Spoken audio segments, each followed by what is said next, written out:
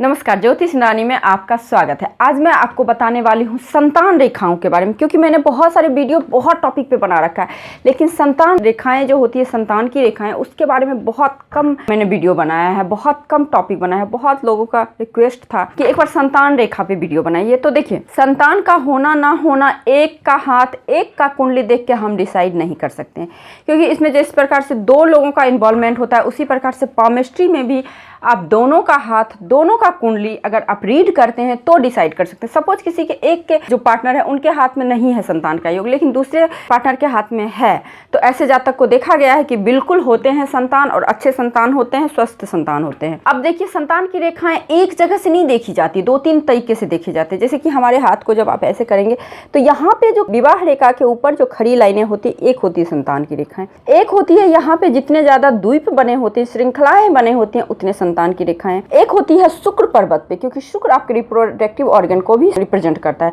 तो यहाँ पे होते हैं, यहाँ पे भी एक संतान रेखाएं होती है, ठीक है। और उसके बाद आपके मस्तिष्क रेखा और हृदय रेखा के बीच में जो लाइन होती है, ये भी आपकी संतान रेखा को रिप्रेजेंट करता है।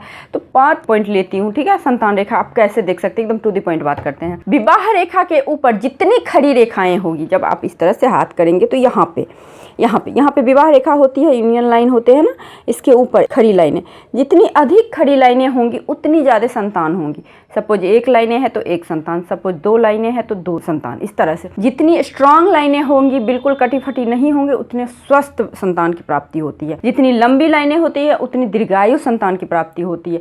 और दूसरा, आप यहाँ पे देखेंगे, यहाँ पे जितने ज़्यादा श्रृंखलाएं होंगी, इसमें भी आप मेल फीमेल का डिसीजन आप कर सकते हैं। मैं उस टॉपिक पे नहीं जाऊँगी, सिर्फ इतना जान लीजिए कि यहाँ पे जो है जितने ज़्यादा द्वीप होते हैं, जितने ज़्यादा श्रृंखलाओं में द्वीप की संख्या होती है, उतनी अधिक संतान होने के योग होते हैं। एक उसके बाद यहाँ पे आप खड़ी लाइनें देखेंगे, जितनी अधिक खड़ी लाइनें होती हैं उतनी ज़्यादा संतान होने के चांसेस होते हैं। तो उसी प्रकार से आप देखेंगे, मस्तिष्क रेखा और आपके हृदय रेखा के बीच में आपका यहाँ पे जो ये एरिया गुरु का माउंट होता है, इस पे अगर इस तरह से आड़ी रेखाएं हो तो यहाँ पे भी संतान होने का योग होता है। अगर आपके हाथ में इन जगहों पे रेखाएं हो तो ऐसे लोगों को संतान अवश्य प्राप्त होता है। हाँ, लेट संतान होने का योग अलग से दिखता है और जल्दी संतान होने का योग अलग से दिखता है। अगर मान लीजिए किसी जातक को आप देखेंगे जीवन रेखा का उद्गम, ठीक है, ये जीवन रेखा है, ये आपके गुरु के माउंट से निकले और शुक्र माउंट को बिल्कुल से अंदर एकदम कवर करते हुए जाए, तो ऐसे लोगों को भी संतान जरूर होती है, ऐसा नहीं कि नहीं होती है, ठीक है। अब देखिए, संतान नहीं होने का कौन सा सिंबल होता है हाथ में, ये तो हो गया संतान होने का सिंबल। अब नहीं होने का क्या होता है,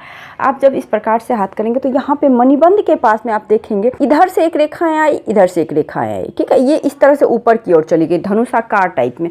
तो ऐसे लोगों का क्या होता है, संतान होने में बाधा उत्पन्न होती है, बहुत तरह का प्रॉब्लम होता है। और मैं बार बार बोलती हूँ, आप देखिए दोनों का हाथ देखिए, वाइफ और हस्बैंड का, दोनों का हाथ देख के आप डिसाइड करें कि संतान होने का योग है या नहीं है। अब देखिए, एक कंडीशन और होता है, यदि आपका चंद्र पर्वत का निचला भाग, ये हो गया आपका निचला भाग, इस पे बहुत सारी रेखाएं हो, ठीक है, बहुत सारी रेखाएं हो और कटी फटी हो, टूटी फूटी हो, एकदम से क्रॉस हो, तो ऐसे लोगों को भी बहुत दिक्कत से, बहुत विघ्न बाधा के बाद संतान होने की संभावनाएं बनती है।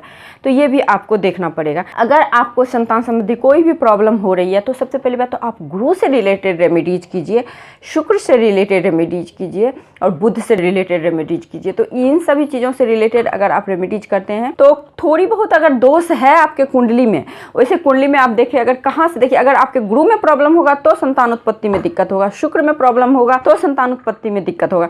तो खास करके ये 2 ग्रह, और सारे ग्रह इन्वॉल्वमेंट होता है, बट ये दोनों ग्रह मुख्य कारण होते हैं आपके संतान उत्पत्ति का। यदि ये दोनों ग्रह आपको जरा सा भी वीक हो, मान लो नीच का हो या फिर पाप ग्रह से दृष्टि युक्त हो कुंडली में, और हाथ में भी यदि ये सब माउंट आपका गड़बड़ हो, तो ऐसे लोगों को भी संतान होने में बहुत ज़्यादा दिक्कत का सामना करना पड़ता है। यदि आपके हाथ में मान लीजिए यहाँ पे रेखाएं हो, प्लस यहाँ पे हो, प्लस आपके यहाँ पे हो, तो ऐसे लोगों को कोई दिक्कत नहीं होती है।